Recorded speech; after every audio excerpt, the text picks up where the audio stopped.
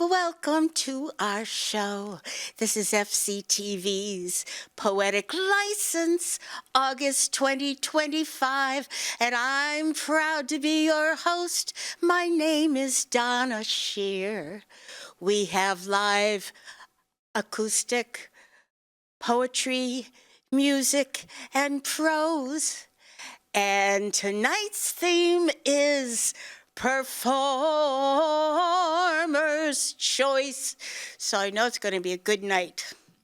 Different, very different. FCTV is a nonprofit organization. And how many people have been watching FCTV's on television for free for years and years and years? Well, there's two ways that you can help with the FCTV donations. One is to get an FCTV membership, and an individual membership is still only $35 a year. The other way is to send in donation either annually, monthly, or a one-time deal. In any event, we thank you and thank you and thank you for your contributions and your help and for watching FCTV. I'd like to tell you about something worth watching on FCTV's live streaming. It's a show called Falmouth in Focus, and in August they presented a golden anniversary for wheelchair athletes at the running of the Falmouth Road Race. There is also a pre-running, or wheeling, I should say, of wheelchair athletes. There's this wonderful interview. It's a long interview talking to all different participants and hosted by the award-winning FCTV show. What's the name of that again? Runner. You have to say it with a Boston accent because it's not runner, it's runner. It's a great show to watch anytime, so I highly, highly recommend it. And now, performers, it's going to be your time to shine. We have one first-time performer, and when it's his turn, I hope you give him the royal welcome for being with us at FCTV's Poetic License. Everyone has a 4-minute time slot. We thank you, one and all, for your participation. I'm going to start us off.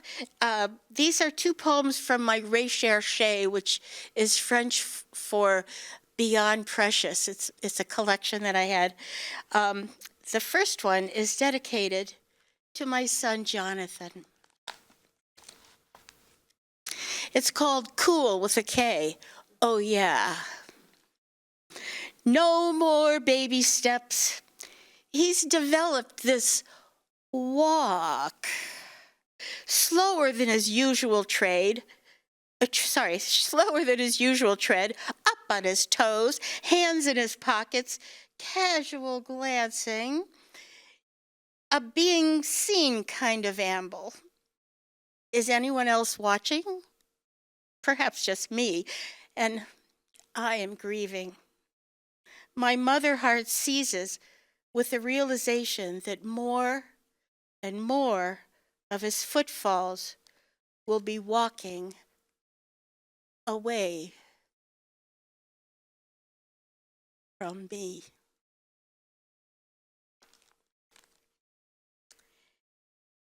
And then the second poem is for my daughter, Sarah, and it's called She Flies. She flies. Your eyes squint, calculating the distance.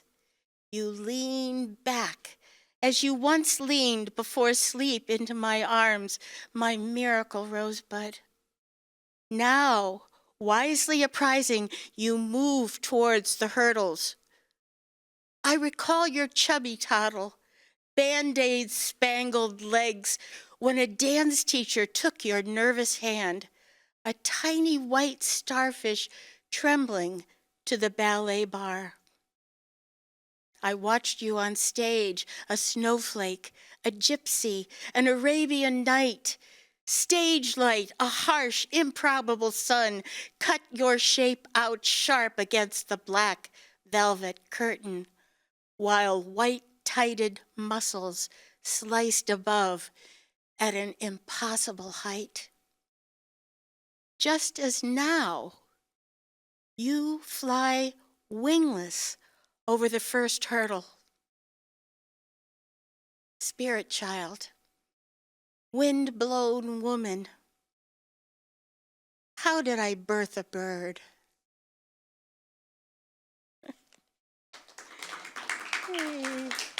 Thank you. And now, let's see, we have Sue Beth Carlson and Chip Kramer. Sue Beth is going to be doing a word piece to begin with about liberty and compassion and gratitude. And then Chip Kramer and Sue Beth are going to sing a song called Life, Liberty, and Happiness. I can't wait to hear it. Now, I have a different kind of gratitude to share, and if that confounds you, so will its origins. It's a deeply serious response to a couple of comedy sketches. Comedy is power. Jon Stewart said, in 30 seconds, start all over again. Okay. Charlie cue you, okay? What are you saying? Start over when Charlie cues you. Okay. Just say go. Yeah, exactly. Okay. He will point at It's hard to see your fingers up there, but I think I'll see your hand raising.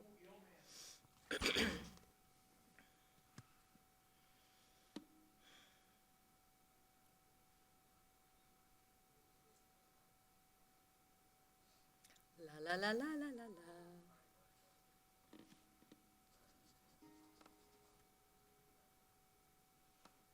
I'm grateful for microphones too. I'm grateful for water. It fills me, washes over me, lifts me up in its embrace, and it gives me life. And it connects me to you. Time to wash things clean. Spoiler alert, I'm standing on my soapbox, even though I'm sitting.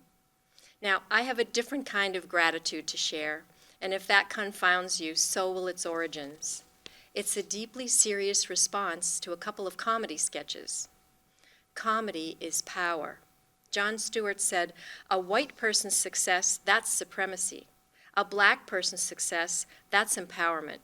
A Jew's success, that's a conspiracy. But why hate anyone's success because of a group they fit into in our minds? Government, legislative, and legal institutions, subtle interpersonal and institutional gaslighting, cultural groupings of all kinds wield the power to hate. And that hate can lead to loss of jobs and food, housing, health care, freedom, joy, safety, and ultimately loss of life itself. Well, I'm grateful that these groups also have the power to choose compassion. Hate is pain expressed. Let's try this. Instead of criticizing the pain, however it's expressed, let's hold it in our gentle embrace. No exceptions for willful haters, for violence perpetrators. That's how they express their pain. We must embrace their pain too. Oh yes, we must act to protect the targets of their actions and have compassion for the perpetrator's pain, all at the same time. This compassion for the pain is a truism for other people and also for ourselves. So instead of trying to kill the pain or pass it off to someone else, we need to let ourselves feel it and let it flow through us. Only then can we finally let it go into the ether and use the energy of its release to fuel constructive action. Now, what's this different kind of gratitude I spoke of earlier? I'm grateful for the hate because it brings our attention to the pain. I'm grateful for the crises because they get us to focus on solutions. I'm grateful for the conflict because it helps us see other points of view. I'm not grateful for violence, whether it be the many kinds of wars or gaslighting, because they can end our potential, body and soul. But even they have something to teach us, and for that I'm grateful. And I'm grateful for those who choose to rise up to defend the downtrodden, even at the cost of their own lives, hoping instead to be in service of life, liberty, and compassion. I'm grateful for the brilliant lightning, the rumbling thunder, the white-gray clouds, the blanketing snow, the uplifting rainbows, and the clear, prismatic raindrops that allow them to exist. I'm grateful for the blue sky, the green earth, the azure seas, the yellow, orange, red sun, the black, velvet, and diamond expanse of the universe, every grain of sand and handful of rich, brown, fertile land, and every colorful and transparent living being. Yeah? Okay. Take a word. The word is life, it means we're here.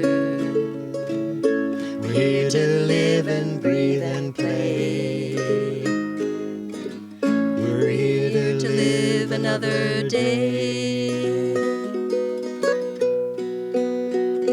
Another word. Another word is liberty. It's another way to say that the way we live is free.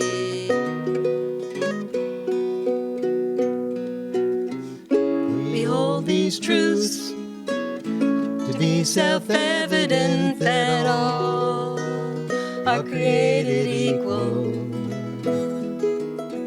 that we're endowed by our Creator with certain unalienable rights.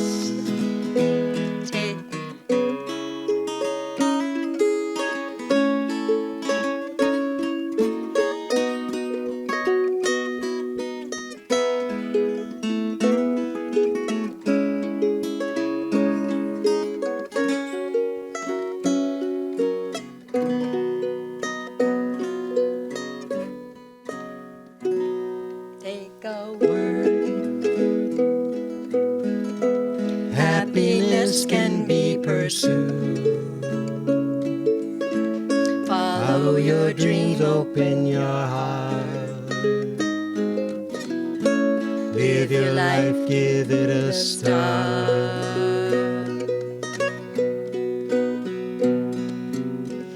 We hold these truths to be self-evident that all are created equal,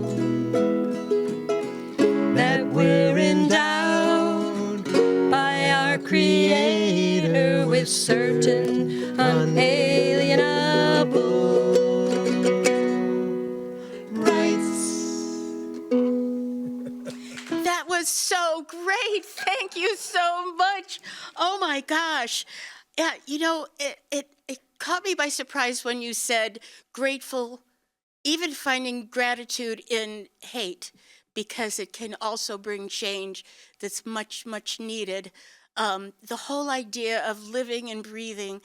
What else are we with life and breath? So I was so caught up in that beautiful harmonies. Thank you so much. And now we have, oh yes, we have Lisa Cantor is here tonight. I'm so excited. I haven't seen her for a long time in person. I see you on Facebook all the time, but she's here tonight to grace our stage. Thank you so much, Lisa.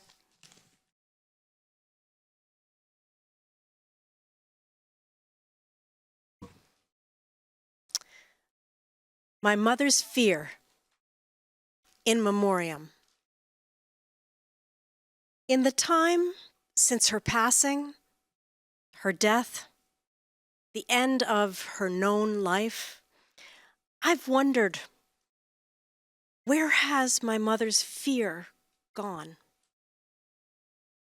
As the first of her daughters, I had dutifully tried always to walk by her side, to match, then slow her stride, as she listed this way and that. Together we had borne her well-worn worries, her restless, misbehaving offspring.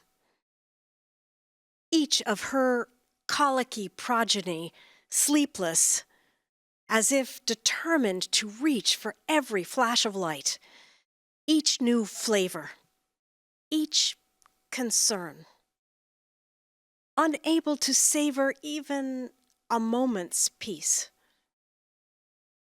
For years we swaddled and aimed to tame her woes, not quite foes, more like infants she hadn't meant to bear, who now belonged to her, to us, entrusted to our care.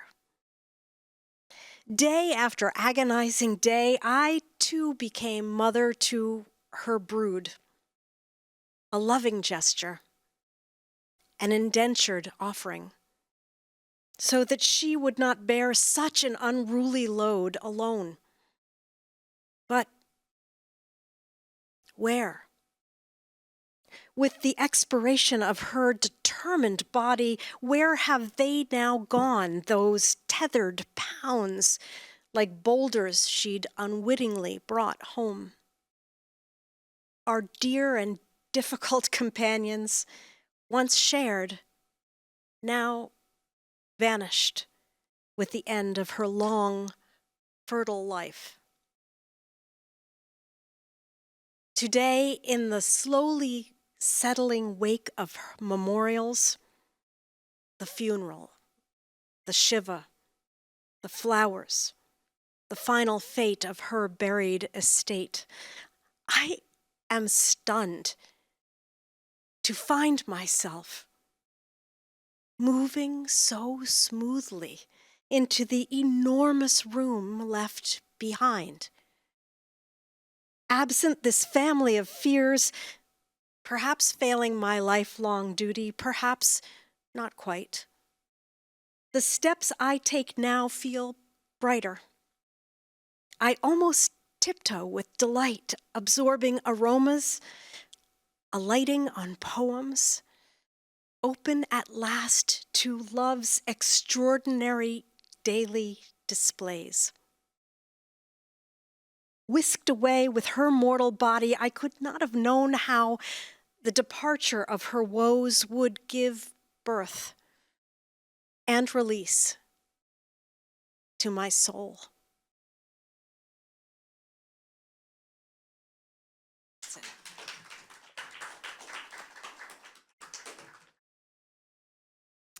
Thank you, Lisa. My goodness, where does the fear go?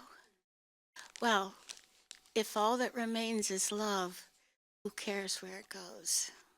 That was a very beautiful poem. Thank you. And now for a change of pace, John Jackson is up.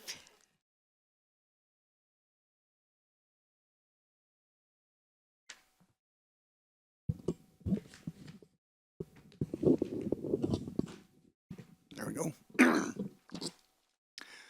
Well, good evening. My name is John Jackson. I do Limericks of Protest. That is my blog, limericksofprotest.com. And if you've ever seen this show before, you knew that already.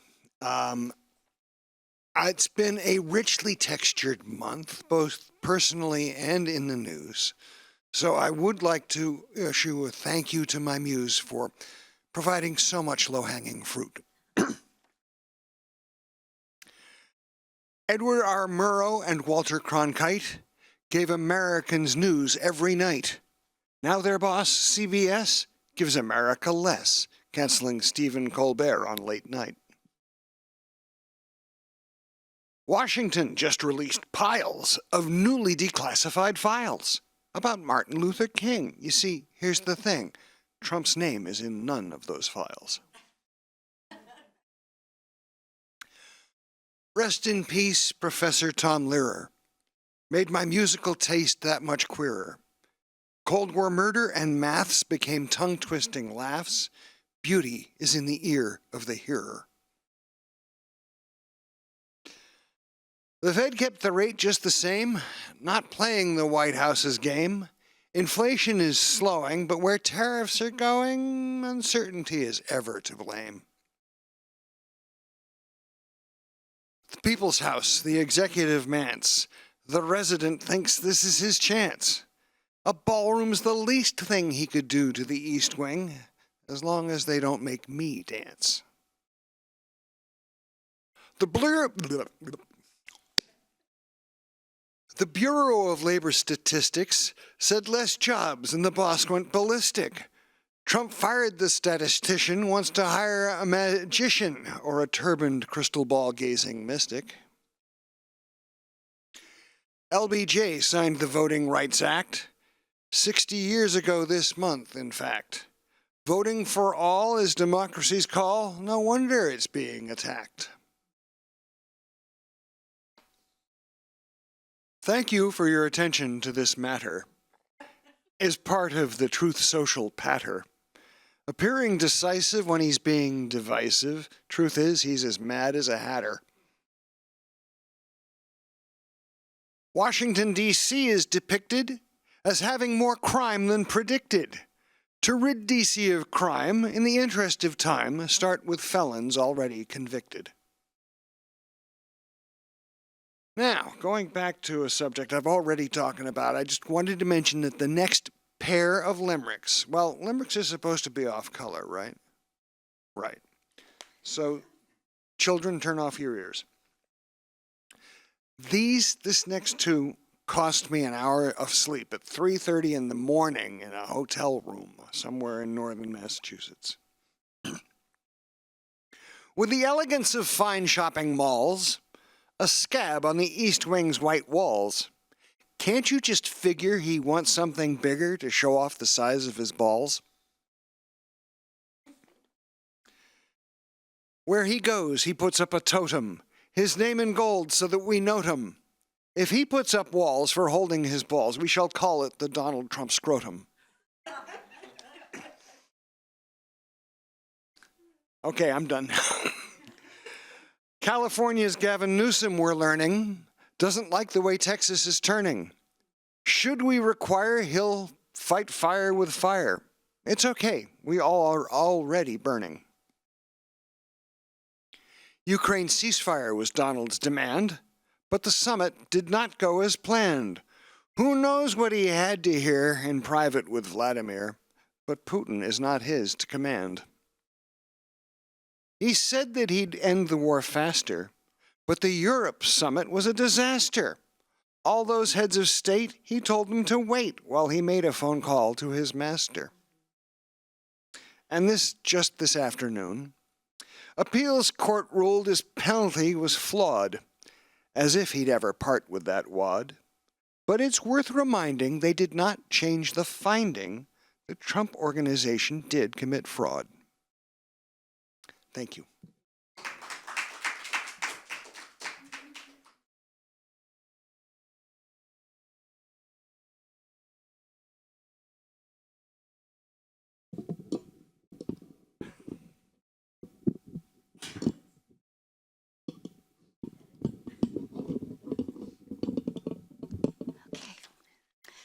Well, beauty is in the ear of the hearer. I guess so. And you know what? Thank you for your attention to all these matters, John. All right, next we have Ellen Todd. So nice to see you tonight, Ellen.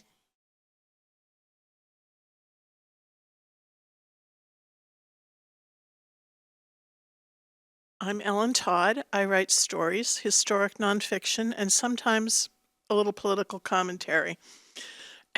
Those who can't remember the past are condemned to repeat it. These words were written by George Santayana in 1905. I'm reminded of those words when I research the life of Horton Howard, my fourth great-grandfather. I note similarities between his life and things that happened after his death right up until today. Horton was a Quaker abolitionist in Ohio. In 1821, he wrote a letter mentioning that another Quaker abolitionist, Benjamin Ladd, had purchased land near Sandusky. He encouraged about 50 black people to settle there after they escaped from slavery in Virginia. Ladd's generous attempt to help was unsuccessful due to the hostility of white inhabitants who threatened to set the Indians on them and kill them. This terrified the newly free people. Many fled with intent to return to Virginia and submit to be slaves again. Around this time, another group of people formed the American Colonization Society, promoting the idea that formerly enslaved people should be sent to Africa, forming a new country, Liberia. Some members of this society were advocates of slavery, others were abolitionists. They all shared a fear of the increasing number of free people of color. The people of Sandusky also probably shared this fear of being outnumbered. Less than 10 years after threatening the free black people with violence at the hand of Native Americans, the country passed the Indian Removal Act, moving Native Americans away from the land that their forebears had inhabited to land that was west of the Mississippi. Again, this was due to fear of people who are different. Years later, when I lived in Boston, I often passed homeless people on my way to work. I was occasionally uncomfortable, especially when they were panhandling, but there were a few who were familiar faces on my pedestrian commute, and we would exchange a friendly greeting every morning. Most homeless people are nonviolent, yet many people are afraid of them. Later, yet again, for almost 15 years, I served as a member of the Groton Housing Authority. Efforts to construct new affordable housing were met with neighbors' objections. They feared that the wrong kind of people would become their neighbors. This NIMBYism isn't specific to Groton, it's widespread throughout the country. Today, we see concentrated efforts to deport immigrants, regardless of their legal status or their benefit to their communities. Many detained immigrants have done nothing wrong or have done nothing more serious than a speeding or a parking ticket. Many are here legally until their legal status is cruelly revoked with no warning. I think this too is driven by fear of others, and our government is purposely stoking that fear. I wish I understood the basis for this fear. I was recently reminded that all humans are descended from one woman, mitochondrial Eve, who lived about 200,000 years ago. If we're all descended from this Eve, then we are all cousins, even if distant cousins. That makes us all family. I'd like us to see us remember that and treat each other with compassion, forgiveness, and respect. We might truly make America great if we could learn to do that. If you want to know more about my comparisons of history with the present, you can find me at ellengtodd@substack.com. Oh, it's .substack.com.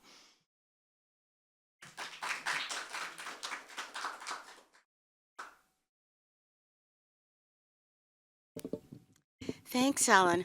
I am so fortunate to be in a writing group with Ellen several times a month, so I get to hear all about her ancestors.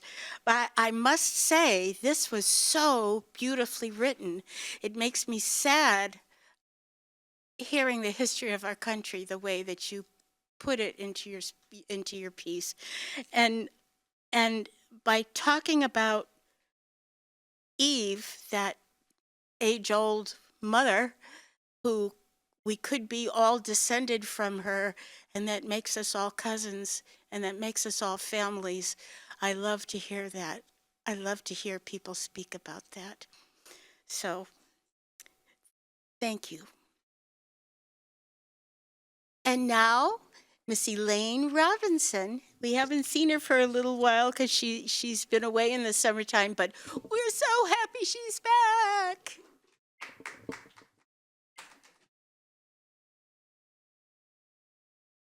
Hey, I am Elaine Robinson, and my imagination continues to be in overdrive, overdrive, overdrive.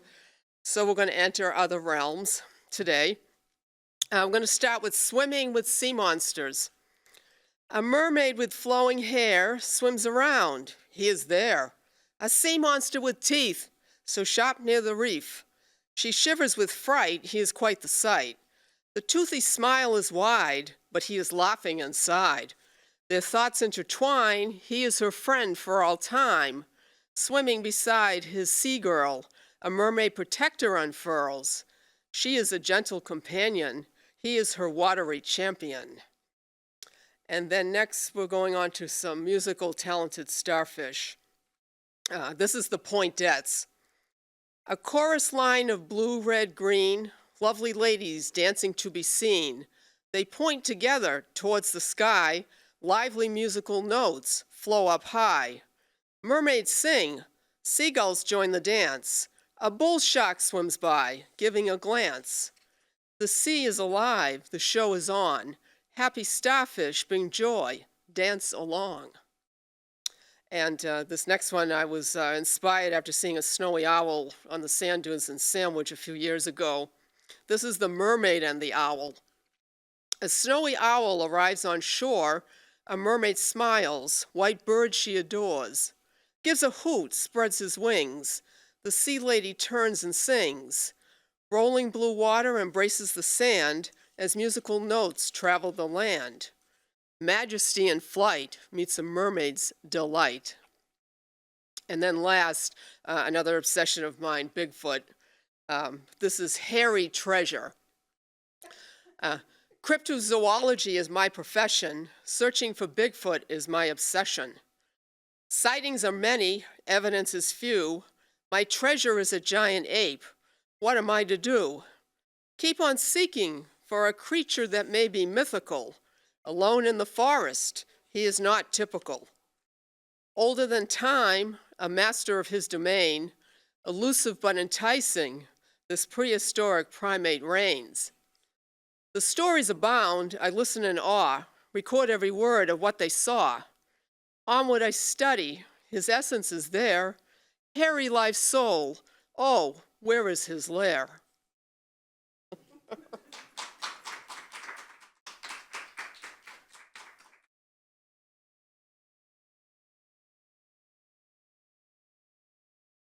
Thanks, Elaine. You always have such a wonderful cast of characters, but I think my favorite is the hairy Bigfoot.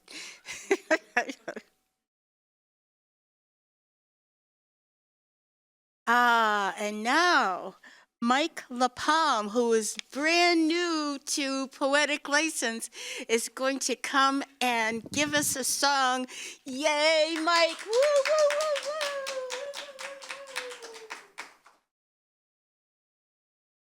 I am Mike LaPalme. My wife and I are wash ashores, as they say. We bought a place in 15, moved here in 19, and I've been out I'm a songwriter. I've been writing songs all my life. That's the way I make sense of the world. And I've had the good fortune to get out to some open mics and play with a lot of local people, which is how I met Donna. So I changed my mind. Sorry about the delay about what I wanted to sing after I heard all of you guys.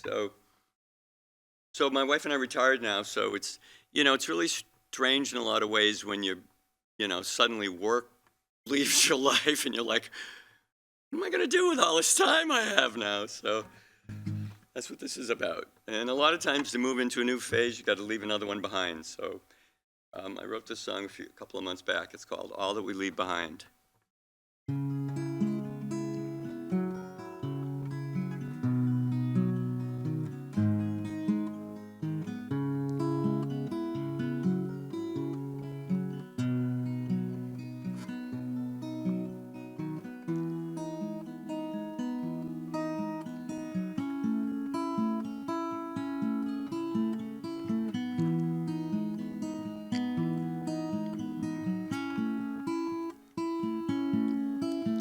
In the story of a life, there are so many chapters, details that evolve over time, an ever-changing cast of characters. As the plot slowly unfolds,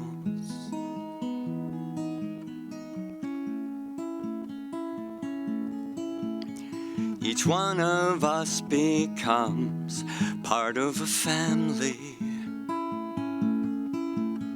a tree with branches reaching far and wide. All of the stories it tells intermingle as time goes by,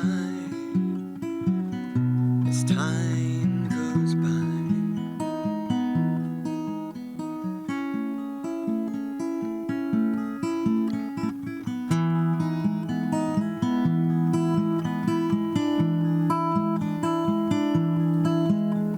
As one chapter ends, another begins. The dawn of a new day arrives. Letting go of the past slips from our grasp, taking all that we leave behind.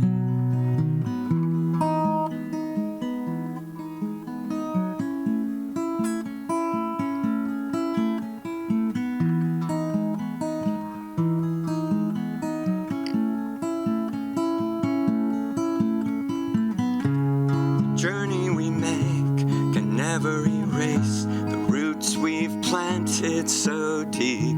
We may wander afar, yet wherever we are, the branches connect us somehow.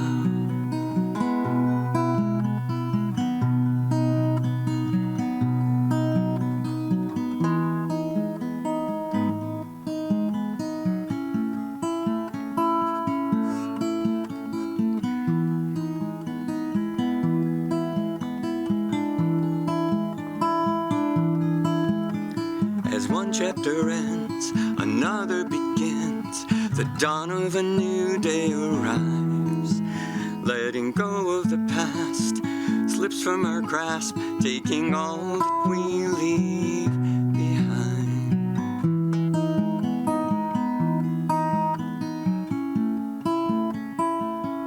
All that we leave behind.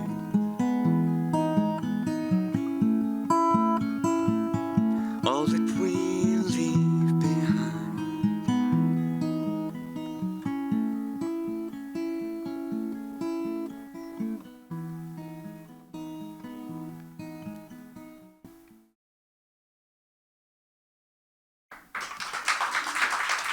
Thank you.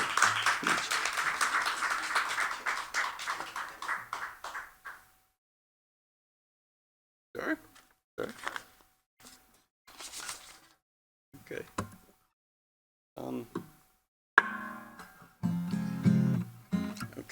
This song I wrote for my wife a number of years ago, and I lost it, and I found it in the attic recently in a book of an old songbook. So I had forgotten how it went entirely, so I just sat down and rewrote it. It's called In Your Dreams.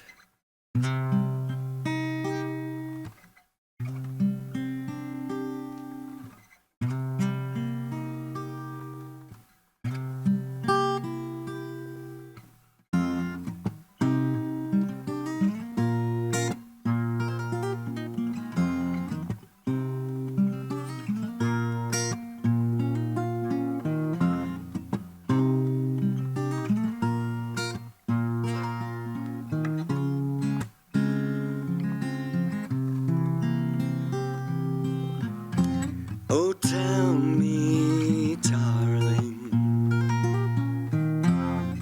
what were you dreaming of? Just happened to walk in and find you sleeping. Couldn't help but notice you were smiling as you slept. and it made me wonder, were you dreaming of me? Am I there somewhere in the corner of your mind? Look for me tonight, I'll be waiting in your dreams. We could go flying high above the clouds, just two souls drifting in circles round the moon. We'll dance among the stars to the heartbeat of the night, swaying to the rhythm, gazing deep in your eyes.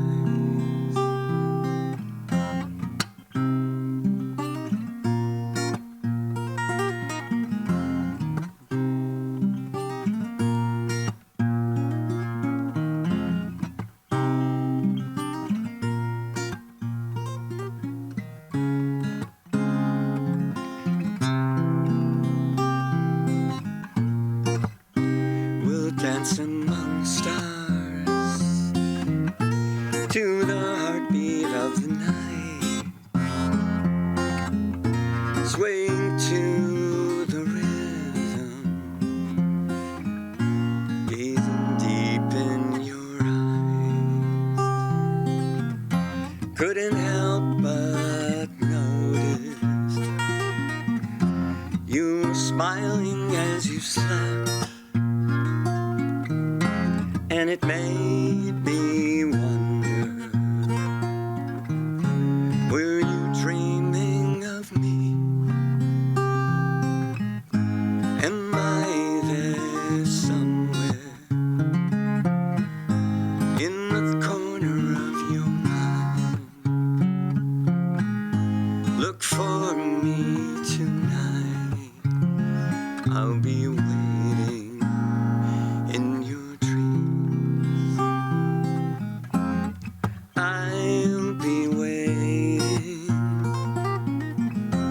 Yes, I'll be waiting.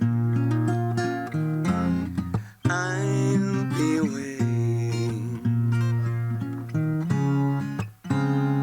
in your dreams. Your dreams.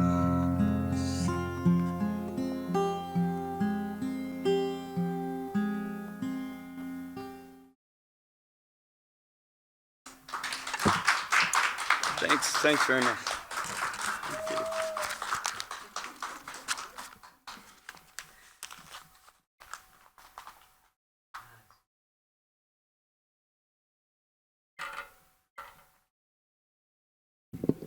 Mike, thank you so, so much. Thank you for making the trip from Brewster.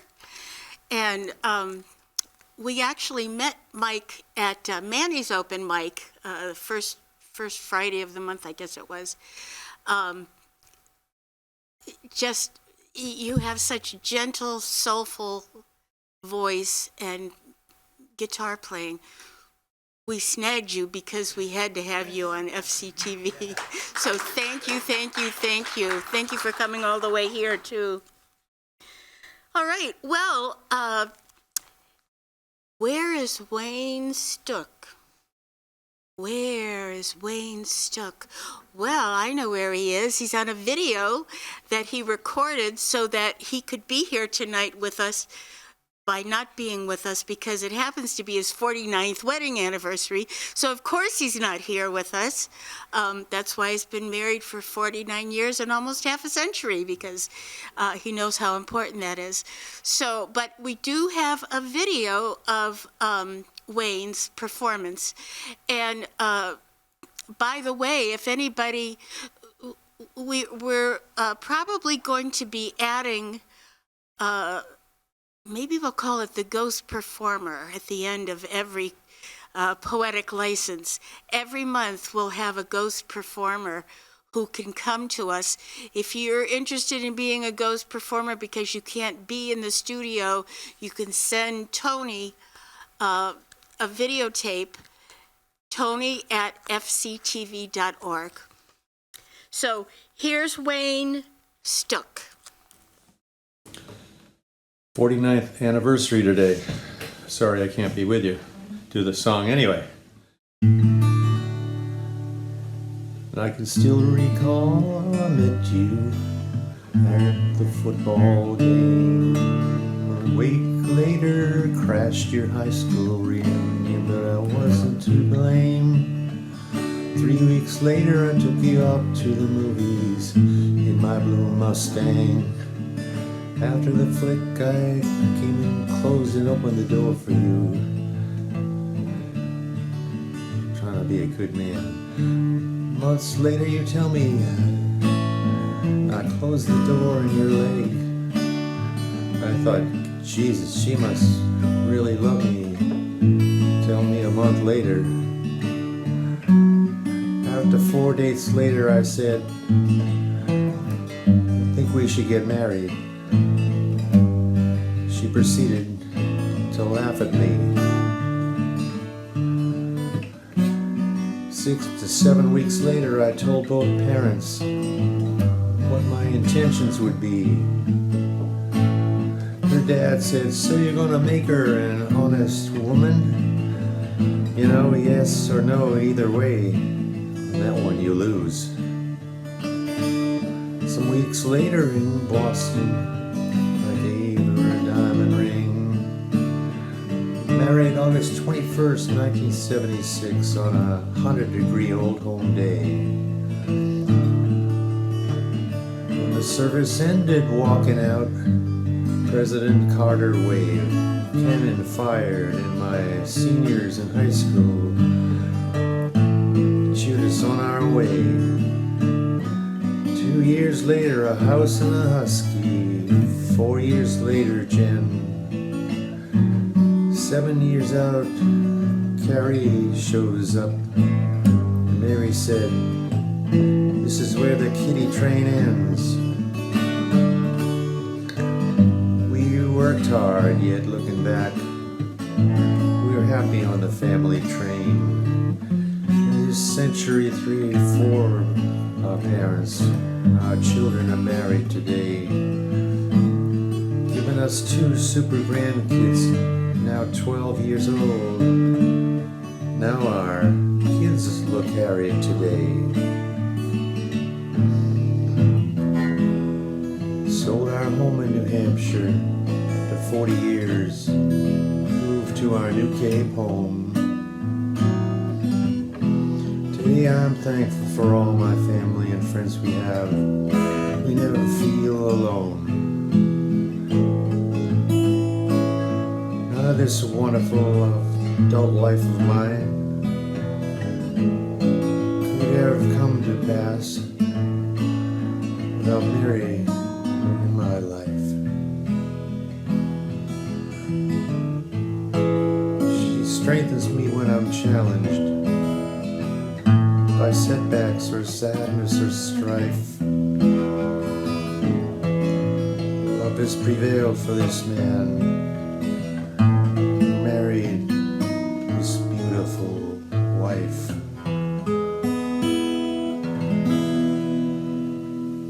Thank you. And thank you, Wayne. Thank you so much for being with us when you're not with us. We'll see you next month, okay? I'm going to close the night out with a very recent poem. This is True Adventure of Donna in the month of August. It's called Cinematic Summer. Ducks, foolish on the slow river. Their racket hastens me out the door in my wide wicker hat, loud with flowers, past the rhododendrons, dead blossoms like withered pink candy wrappers, the chirp of osprey chicks nested on the tall wooden platform, seagulls shrieking, red-winged blackbirds shouting from the river reeds, and are the far bank two white, bright egrets, one settled on pale blue-green eggs, the other a frozen Modigliani statue, all marble angles against the dark dapple of trees. But where are the ducks? Ah, downriver, past buoys dotted by silent cormorants, wings hoisted like flags. The ducks mill and dip where a kayaker conducts the tossing of crackers.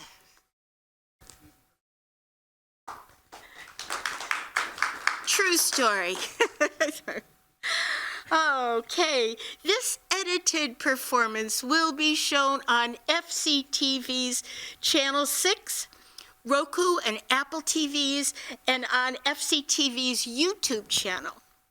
And if you would like to be a performer, oh please, oh please, oh please, come and sign up for the next Poetic license, which will be on Thursday, September 18th. Go to fctv.org and search for Poetic License to register online. The suggested theme for September is autumn. Warm thanks to our producer, Tony Sedera, to our wonderful camera crew, and of course, to our kind and courageous performers. You bring the magic to Poetic License. So be well, dear friends. Until we meet again, peace and shine on.